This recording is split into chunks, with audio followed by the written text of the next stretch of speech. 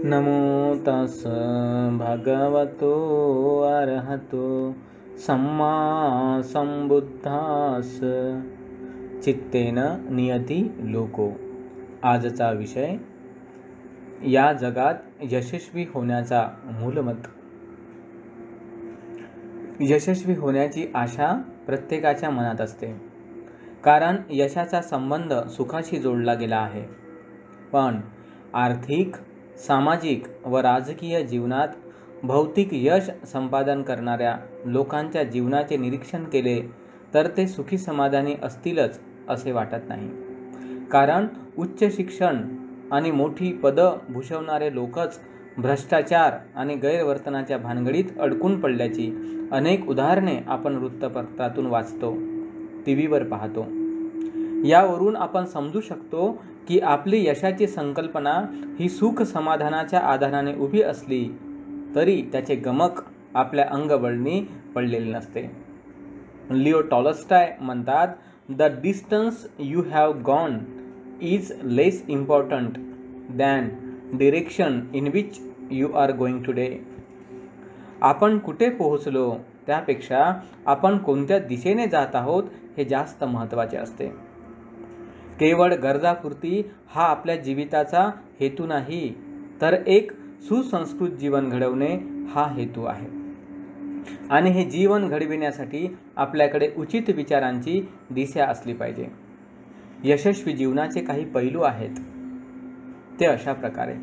1. संगत. मानवी जीवनात जे काही चांगले अथवा वाईट वळण लागते ते संगतीमुळेच. मानवी मन ग्रहणशील असते, समोर येणाऱ्या प्रत्येक गोष्टीला प्रतिक्रिया देणारे असते आणि ज्यांच्या संगतीत राहते त्याच्याशी मिळते जुळते घेणारे असते. असा मनाचा सामान्य स्वभाव असल्यामुळे जशी आपली संगत असते तसे आपण कळत नकळत घडतो, बनतो, जगू लागतो. म्हणून आपण खालील 3 गोष्टीचे भान ठेवावे. 1. मूर्खांची संगती करू नये. जो आपल्या शरीराने हिंसा, चोरी, व्यभिचार करतो, व्यसन करतो, वाणीने खोटे बोलतो, मनात विषम लोभ, वैर, चुकीचे दृष्टिकोन ठेवतो, त्याला मूर्ख समजावे. कारण या गोष्टीमुळे दुःख, कलह इत्यादी गोष्टींची उत्पत्ती होते. अशा मित्रांची संगत टाळावी. 2. पंडितांची संगत करावी. जो आपल्या शरीराने हिंसा, चोरी, व्यभिचार करीत नाही, व्यसन करीत नाही, वाणीने खोटे बोलत नाही, मनात विषम लोभ, वैर वा चुकीचे दृष्टिकोन ठेवत नाही, त्याला पंडित समजावे. कारण या गोष्टीमुळे दुःख, कलह इत्यादी गोष्टीची उत्पत्ती होत नाही, तर सुख आणि बंधुत्वाचीच वाढ होते. अशा मित्रांची संगत करावी. 3. जे लोक आपल्या चित्तविकारांवर विजय मिळवून यशस्वी जीवन जगलेले व जगणारे आहेत त्यांचा नेहमी आदर करावा. त्यांच्याकडून वेळोवेळी उचित मार्गदर्शन घेत राहावे. यामुळे आपले मन नेहमी चांगल्या मार्गावर राहते आणि जीवन सफल होते. 2. यशाचा आधार. आपण रोजच्या जीवनातील अतिशय सामान्यातले सामान्य कर्म कसे पार पडते याचे निरीक्षण केले असता 3 गोष्टी त्यात अंतर्भूत असतात असे दिसून येते. या 3 गोष्टी नसतील तर कोणतेच कर्म पार पडत नाही. कर्मच नाही केले तर फळ कुठून येणार. म्हणून हा विषय आपण येथे 1-2 उदाहरणाने समजून घेऊया. नंबर 1. आपण जागा झाडतो. ते एक नित्याचे व सामान्य कर्म आहे. ते पार पडले की स्वच्छतेचे फळ लाभते. स्वच्छतेमुळे आपण फ्रेश फील करतो. ही प्रक्रिया कशी घडते? अस्वच्छता पाहून झाडण्याची इच्छा उत्पन्न होते. झाडण्यासाठी आपण झाडू घेतो म्हणजे साधन, आणि प्रत्यक्ष जागा झाडतो म्हणजे प्रयत्न. दुसरं उदाहरण, आपण जेवण बनवतो. हेही एक रोजचेच सामान्य कर्म आहे. ते घेऊन आपण शक्ती अनुभवतो आणि रोजची कामे त्या आधाराने पार पाडतो. ही प्रक्रिया अशी घडते. आपल्याला भूक लागते हे पाहून आपण जेवण बनवण्याची इच्छा करतो. इच्छा भोजन सामुग्री एकत्रित करून भोजन बनवतो ते साधन. प्रत्यक्ष भोजन बनवतो म्हणजे प्रयत्न. वर 2 उदाहरणे यासाठी दिले आहेत कारण यात थोडा भेद आहे. पहिल्या उदाहरणात साधन एकच वापरले गेले आहे, पण दुसऱ्या उदाहरणात साधन सामुग्री वापरली गेली आहे. आपल्या इच्छेच्या नुसारच साधने आणि प्रयत्न बदलणारे असतात, हे यातून दाखवायचे आहे. तसेच कर्माच्या स्वरूपानुसार फळसुद्धा बदलणारे असते. स्वच्छतेचे फळ झाडण्यातून येते, तर भूक शमवण्याचे फळ भोजन घेण्यातून येते. यावरून आपण समजू शकतो की केवळ इच्छा पुरेशी नसते, तर ती पूर्णत्वास जाण्यासाठी त्याच्याशी संबंधित साधन सामुग्री व तसा विशेष प्रयत्न करण्याची आवश्यकता असते. आपण आपल्या जीवनात केवळ अकॅडमिक यशाची कामना ठेवली, साधनांचा उपयोग करून तसे प्रयत्न केले तर ते यश मिळवता येते, पण त्याही पुढे जीवनाच्या सार्थकतेची कामना ठेवावी ही अपेक्षा आहे. 3. यशाची साधन सामुग्री. शारीरिक व मानसिक बळ. शारीरिक बळ याचा साधा सरळ अर्थ आपण आपले आरोग्य ठीकठाक असावे हाच आहे. भोजन, विश्रांती व ऋतुमानुसार थोडी काळजी घेतली की ते चांगले ठेवता येते. पण मानसिक आरोग्य ठीकठाक राखणे तेवढे सोपे काम नसते. विद्यार्थ्यांमध्ये आणि सर्वांमध्येच आपले मन स्थिर नाही अशी बोंब असते आणि ते स्थिर ठेवण्याचा आपल्याकडे कोणता मार्गही नसतो. मनोरंजनामुळे मन गुंतून राहते, पण ती मनाची स्थिरता नसते. आपल्या मनात चालणाऱ्या वेगवेगळ्या वितर्क विचारांमुळे आपण सर्वच परेशान असतो, पण त्यासाठी काय करावे हे कळत नाही. तर त्याचा उपाय हा असा आहे. 1. आपल्या मनात वाईट वितर्क विचार येत असेल, त्यामुळे आपण बेचैन होत असू, तर त्याला बाजूला सारून चांगला वितर्क विचार करावा. जसे एखादा दक्ष गवंडी वा त्याच्या हाताखाली काम करणारा कोणी अणुकुचीदार छोट्या खिळ्याने कोरून मोठ्या खुंटीला बाहेर काढतो. 2. आपल्या मनात वाईट वितर्क विचार येत असेल, त्यामुळे आपण बेचैन होत असू, तर हे माझे वितर्क विचार अकुशल आहेत, दोषयुक्त आहेत, दुःखद फळ देणारे आहेत, या प्रकारे त्यांचा दुष्परिणाम ओळखून त्यांना मनातून काढून टाकावे. जसे कोणी विभूषित होणारा तरुण वा तरुणी मृत सर्प, कुत्रा वा मनुष्याची हाडे गळ्यात बांधली तर त्याची लाज बाळगतो, घृणा करतो. 3. आपल्या मनात वाईट वितर्क विचार येत असेल, त्यामुळे आपण बेचैन होत असू, तर त्याचे स्मरण करू नये, त्यांना मनात आणू नये. जसे नजरेसमोर येणाऱ्या दृश्याला पाहण्याची इच्छा नसणारा डोळे असणारा व्यक्ती डोळे बंद करून घेतो किंवा दुसरीकडे पाहू लागतो. 4. आपल्या मनात वाईट वितर्क विचार येत असेल, त्यामुळे आपण बेचैन होत असू, तर त्यांच्या मुळापर्यंत जाऊन त्यांची निर्जरा करावी. जसे कोणी पुरुष वेगाने जाताना त्याला वाटते की आपण हळू चालावे, मग तो हळू चालतो.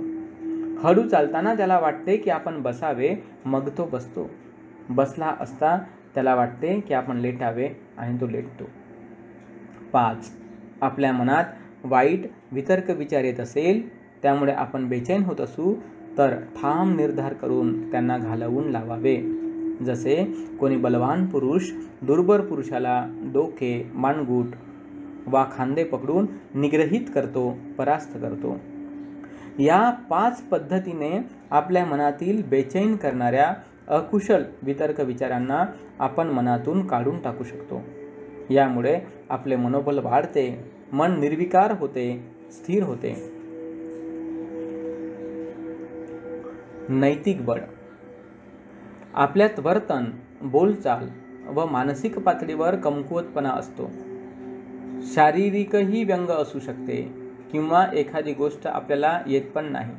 अशा वेळी आपल्या आप्त मित्रांनी नैतिक पाठिंबा दिला, साथ दिली, तर आपल्याला बळ प्राप्त होते. म्हणून यशस्वी होण्यासाठी नैतिक बळाची गरज असते. ही बाब आपण समजू शकतो, कारण हा आपला रोजचा अनुभव आहे. आणि भौतिक बळ ही बाब प्रामुख्याने भौतिक वस्तूंशी संबंधित असते. जसे शिकण्याची इच्छा करणाऱ्याला शाळा, पुस्तके, वह्या इत्यादी गोष्टी लागतातच. त्याशिवाय त्याचे शिक्षण पूर्ण होऊ शकत नाही. आपल्या नातेवाईकांनी हे बळ उभारावे. पण जे कोणी गरीब गरजू असतील त्यांच्यासाठी समाजातील श्रीमंत आणि पदाधिकाऱ्यांनी त्यांची पूर्तता करावी. या गोष्टींच्या अभावामुळे बऱ्याच मुलामुलींचे शिक्षण आपण बंद पडताना पाहतो. हुशार असूनही यामुळे ते प्रगतीपासून वंचित राहतात. अशा विद्यार्थ्यांनी वाचनालये आणि अन्य सेवाभावी संस्थांकडून मदत घ्यावी, पण निराश होऊ नये, प्रयत्न सोडून देऊ नये. 4. यशाचा मूलमंत्र. जसे आपण किराणा दुकानात जाऊन त्याला किराणा दे म्हटले तर तो ते देऊ शकतो का? तो विचारेल कोणती वस्तू पाहिजे. तो किराणा देऊ शकणार नाही, कारण किराणा हा शब्द जीवनोपयोगी वस्तूंच्या दुकानाचे नाव आहे. अशी कोणती वस्तू दुकानात नसते.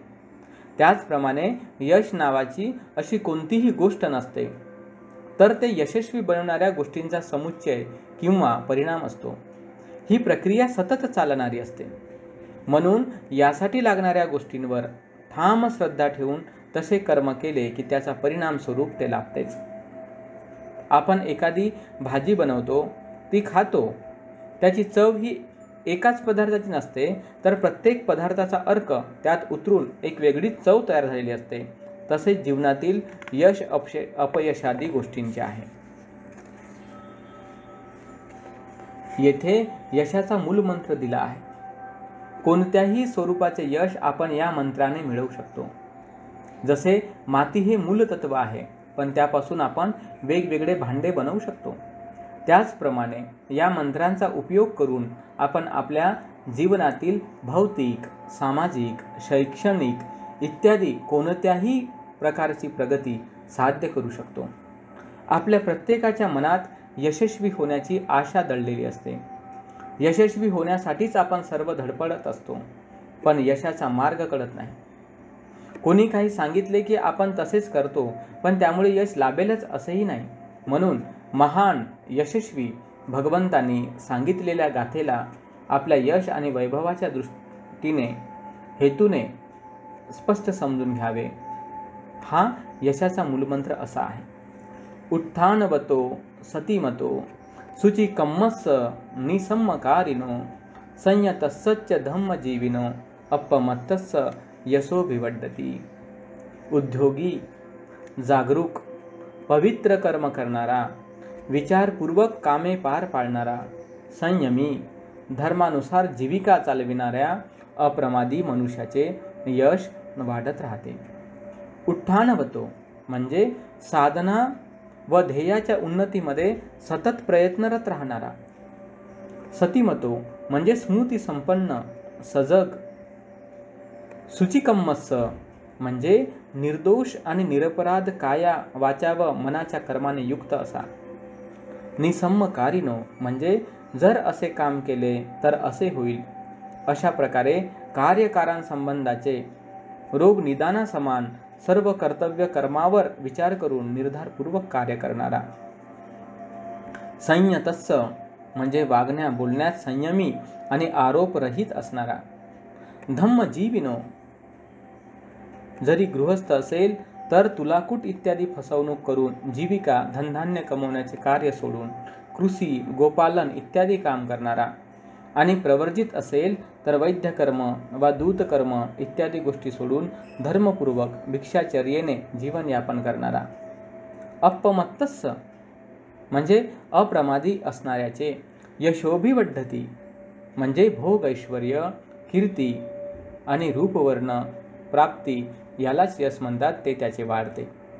शेवटी एकच वाक्य सांगतो, if you want success you must be narrow minded. जर यश संपादित करायचे असेल तर मर्यादित गोष्टींवर लक्ष केंद्रित करावे, असे बाबासाहेबांनी आपल्याला सांगितले आहे. आणि यासाठी आत्मविश्वासासारखी दुसरी कोणती शक्ती मदत करीत नाही. तसेच स्वतःच्या कठोर शिस्तीने वागून वरील मूलमंत्राचे पालन करीत राहिले पाहिजे. भगवान म्हणतात, अत्ता ही अत्थनो नाथो कोही नाथो परोसिया. आपणच आपले मालक आहोत, दुसरा कोणी नाही. साधू साधू साधू. भवतु सब्बमंगलं भवतु सब्बमंगलं भवतु सब्बमंगलं.